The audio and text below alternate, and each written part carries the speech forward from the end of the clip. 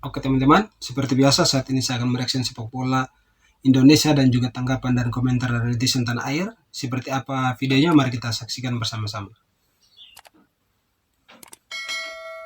Timnas U17 lolos Piala Asia namun cara mainnya banyak dikritik. Timnas U17 asuhan Nova Adianto berhasil memastikan satu tempat di Piala Asia U17 2025 usai bermain imbang 0-0 lawan Australia. Namun cara main Timnas Indonesia banyak dikritik oleh netizen terutama di akhir-akhir babak kedua. Menurut mereka tak selayaknya Timnas U17 main hanya bertahan dan tak mau rebut bola sama sekali. Namun di sisi lain Australia juga tak mau menyerang dan hanya passing-passing di area mereka. Dan nampaknya memang kedua tim milih main aman agar bisa sama-sama lolos. Australia juga sepertinya takut kalah karena saat mereka menyerang, mereka kena counter balik cepat Indonesia yang beberapa kali hampir menjebol gawang Australia. Indonesia pun juga nampak realistis main seri sehingga terjadilah peristiwa kemarin. Itu teman-teman ya, pertandingan kemarin di kualifikasi ya, Piala Asia U17 Indonesia dan Australia.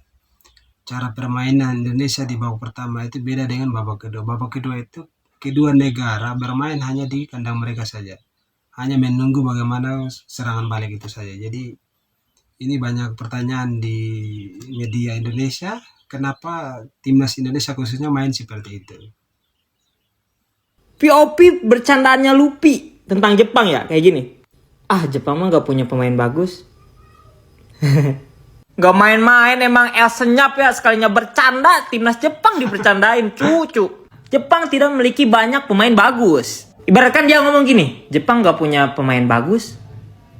Nah, gitu-gitu. Lanjutnya, tidak semua pemain top itu akan menjadi pertandingan yang paling menyenangkan bagi saya. Wih, saat dinantikan oleh Verdong ya. Tentu saja karena kami akan melawan Koki. Koki itu pemain Jepang ya, pemain backnya Jepang. Tapi juga semua pemain top lainnya. Nah, bayangkan saja Kubo yang mungkin menjadi lawan langsung saya. Dia bintang La Liga.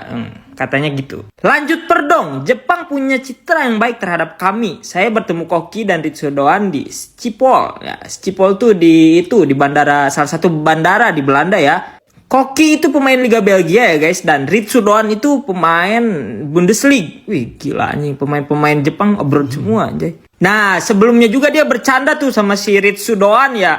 Saya lebih suka bermain melawan dia daripada Kubo tuh. Dia lebih suka melawan Ritsudoan katanya. Ritsudoan tuh sayap kanannya Jepang ya guys.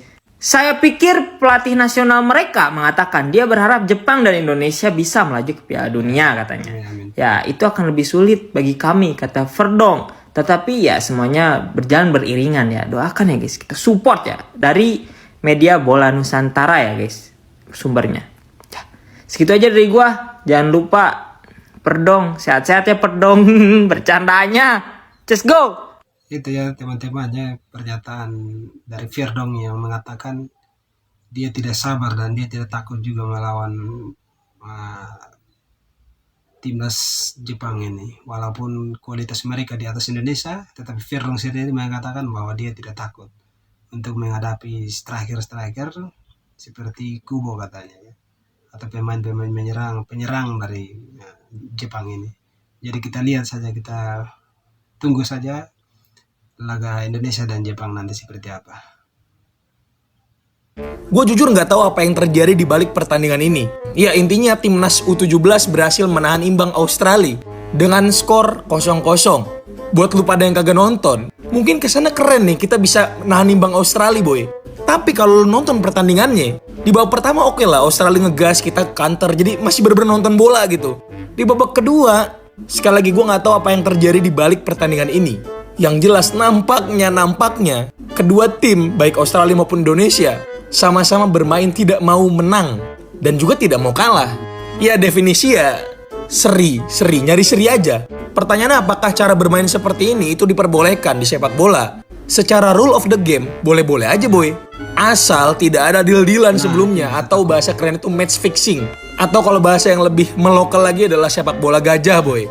Sepak bola gajah gimana bang maksudnya bang? Jadi gini boy, singkatnya, kalau hasil pertandingan ini tuh seri, kedua tim itu sama-sama lolos. Dan match fixing itu bisa terjadi kalau sebelum pertandingan ini udah ada deal-dealan dulu. Jadi kedua tim tuh udah komunikasi sebelum pertandingan. Kayak bahasanya tuh udah gak usah menang, kita sama-sama seri, sama-sama lolos kok. Kurang lebih gitulah. Dengan hasil ini, kemungkinan besar kita lolos ke Piala Asia U17 boy.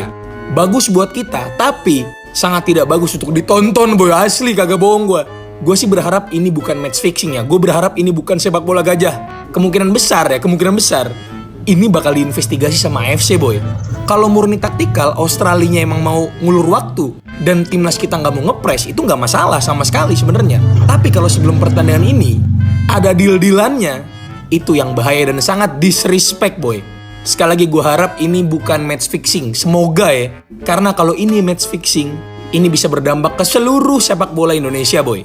Semoga saja teman-teman ya tidak ada deal-dealan ya, atau istilah main mata lah kedua negara ini. Semoga itu taktikal ya dari kedua pelatih untuk bertahan, karena mereka sudah mengetahui bahwa dengan seri saja sudah bisa masuk begitu. Jadi semoga saja tidak terjadi, dan apabila itu terjadi akan merugikan bagi timnas Indonesia khususnya ya.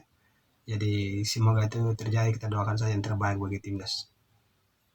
Timnas Indonesia kembali mencuri perhatian dunia jelang pertandingan melawan Jepang di babak ketiga kualifikasi Piala Dunia 2026. Meski Jepang diunggulkan secara statistik, salah satu pemain bintang mereka, Takefusa Kubo, mengingatkan bahwa timnas Indonesia bukan lawan yang bisa dianggap enteng. Kubo, yang pernah bermain di Indonesia saat Piala Asia U19 tahun 2018, mengakui bahwa supporter Garuda memiliki semangat luar biasa. Ia bahkan membandingkan atmosfer di Stadion Utama Gelora Bung Karno (SUGBK) dengan pertandingan melawan Arab Saudi, menyebut dukungan di Indonesia jauh lebih besar. Kubo juga menyoroti betapa kuatnya dukungan supporter dapat mempengaruhi permainan tim di lapangan. Itu ya teman-teman ya. Jadi salah satu pemain Jepang, pemain Kubo ini yang bermain di Liga Spanyol, dia juga merasa ada rasa kekhawatirannya bermain di Indonesia nantinya ya, karena dengan penonton dan supporter Indonesia yang begitu luar biasa memberikan semangat, itu memberikan satu positif bagi timnas Indonesia ya. Jadi dia juga was-was untuk melawan timnas Indonesia. Jadi kita nantikan saja pertandingan di bulan November ya teman-teman. Breaking news guys, ada info terbaru nih, ada info yang menggembirakan bagi seluruh supporter timnas Indonesia, bagi seluruh pecinta sepak bola timnas Indonesia, bagi seluruh warga negara Indonesia. Nih lihat nih ya, klub Bundesliga ingin rekrut Kevin Dix di musim dingin mendatang. Gils ya, kabarnya ya, rumor katanya ya, Borussia Mönchengladbach ya di Bundesliga ingin rekrut Kevin Dix di musim dingin mendatang.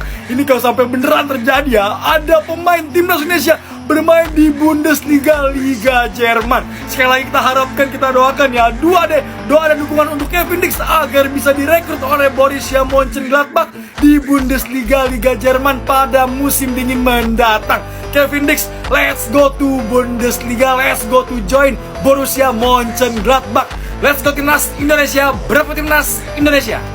Ya teman-teman, semoga ya Kevin Dix ini dengan begitu dia bermain nanti di Bundesliga, kualitas dan jam terbangnya akan lebih meningkat, dan itu akan sangat membawa dampak di timnas Indonesia nantinya. Jadi kita doakan saja semoga itu terjadi untuk Kevin Dix nantinya. Kalau itu terjadi sangat bagus. Timnas U17 dihujat.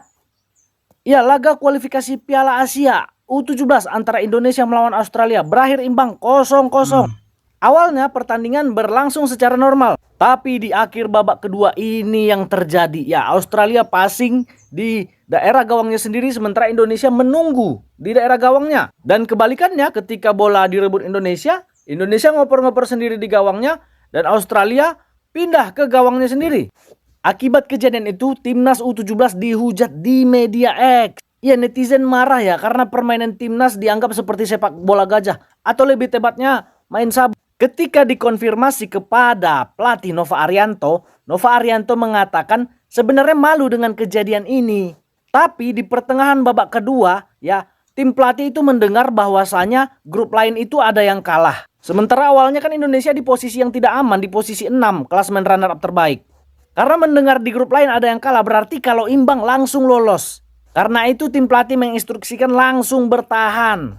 Ya, kejadian ini mirip yang terjadi di Piala AFF U19 tahun 2022. Waktu itu Thailand sama Vietnam mainnya sama seperti itu supaya nggak ada yang kalah. Akhirnya mereka berdua sama-sama lolos ke semifinal. Tapi walaupun mereka lolos, mereka dihujat di negaranya masing-masing. Jadi wajar juga timnas U17 dihujat di Indonesia.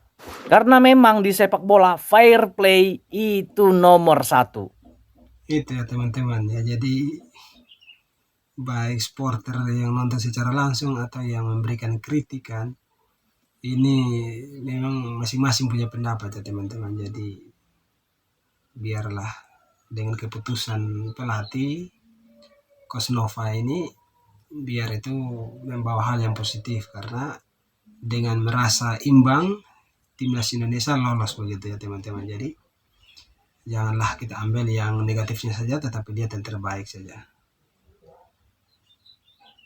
Nih, tadi pertandingan timnas U17 lawan Australia U17. Di 20 menit terakhir mereka passing-passing aja.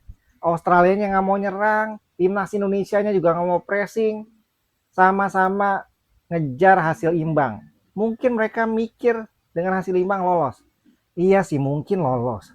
Tapi kan kita supporter pengen lihat juga pertandingan yang enak, yang menghibur. Nggak kayak gini nih, lihat tuh.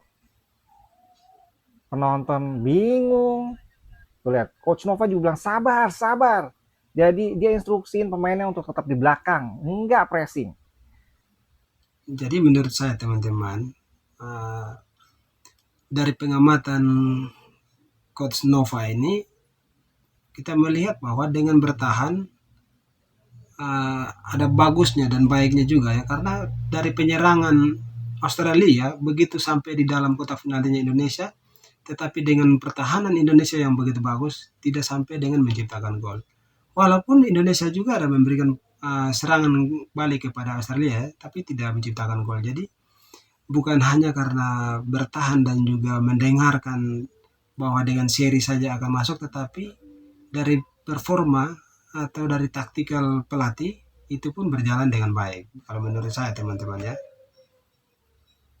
Liga terbaik kita semua, Liga 1 Indonesia, berada di urutan ke-28 di Asia secara kompetisi. Kalah dari Thailand, Malaysia, Vietnam, Singapura, bahkan Filipina.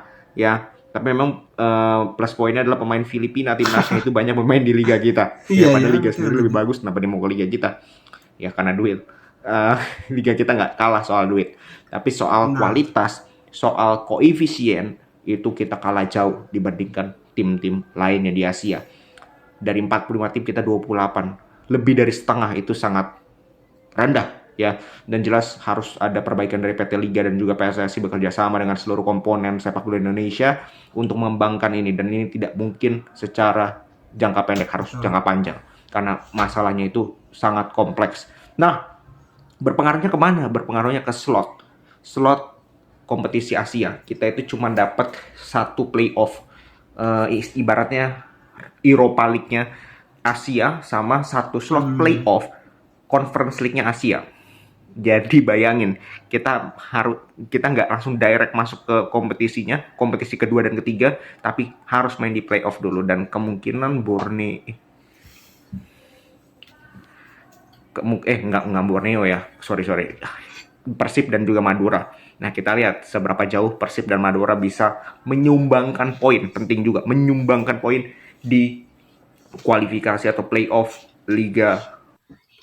Jadi teman-teman itu ya, semoga saja untuk Liga Indonesia, khususnya Liga 1 dan juga mungkin Liga 2 nantinya, terkhususlah Liga 1 ya, semoga dengan perkembangannya yang sekarang ada, dengan adanya VAR dan juga wasit-wasit yang berkualitas sekarang ini, itu akan membantu kualitas Liga 1 lebih meningkat ya, berada di Asia ini. Dan juga untuk Persib dan Madura yang ada bermain di Champion Asia, semoga itu mendapatkan poin yang bagus, dan juga itu akan mendorong kualitas Liga Indonesia Liga 1 lebih meningkat ke atas begitu. Jadi kita doakan yang terbaik bagi Liga 1 dan juga pengurus-pengurus yang ada di Indonesia ini untuk memajukan sepak bola Indonesia.